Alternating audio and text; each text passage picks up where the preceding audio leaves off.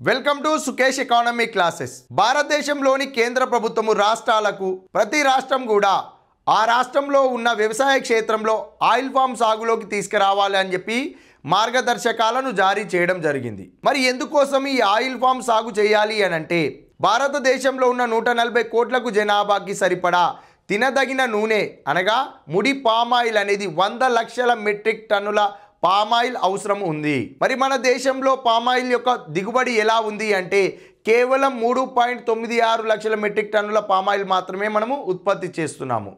మిగిలిన పామాయిల్ 96 లక్షల మెట్రిక్ టన్నులకు పైగా పామాయిల్ అనేది విదేశాల నుంచి దిగుమతి చేసుకుంటున్నాము. అందులో ఎక్కువగా ఇండోనేషియా నుంచి పామాయిల్ దిగుమతి ఎక్కువగా చేసుకోవడం జరుగుతుంది.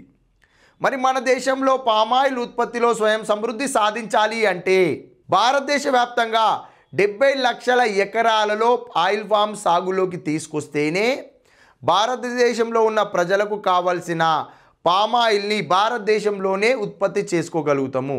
దీనికోసం ప్రత్యేకంగా national mission on edible oil palm అనే ఒక స్కీమ్ను ఇంట్రడ్యూస్ చేసి రాష్ట్రాలలో కూడా పామాయిల్ యొక్క సాగులోకి తీసుకురావాలని చర్యలు చేపట్టారు. మన తెలంగాణ రాష్ట్రంలో ఖమ్మం, భద్రాద్రి కొత్తగూడెం, నల్గొండ, సూర్యాపేట 4 జిల్లాలలో మాత్రమే ఒకప్పుడు పామాయిల్ యొక్క సాగు జరిగేది. ఇప్పుడు ప్రస్తుతము తెలంగాణ హైదరాబాద్, మేడ్చల్, మల్కాజ్గిరి మినహా మిగిలిన 31 జిల్లాలలో ఆయిల్ ఫామ్ సాగులోకి తీసుకురావడం కోసం చర్యలు చేపడుతున్నారు. ఆయిల్ ఫామ్ సాగును కూడా ప్రోత్సహించడం జరుగుతుంది. అంటే మన దేశంలో పామాయిల్ యొక్క దిగుమతిని తగ్గించి దేశంలోనే పామాయిల్ ఉత్పత్తిని చేయాలని చెప్పి లక్ష్యంగా నిర్దేశించుకోవడం జరిగింది.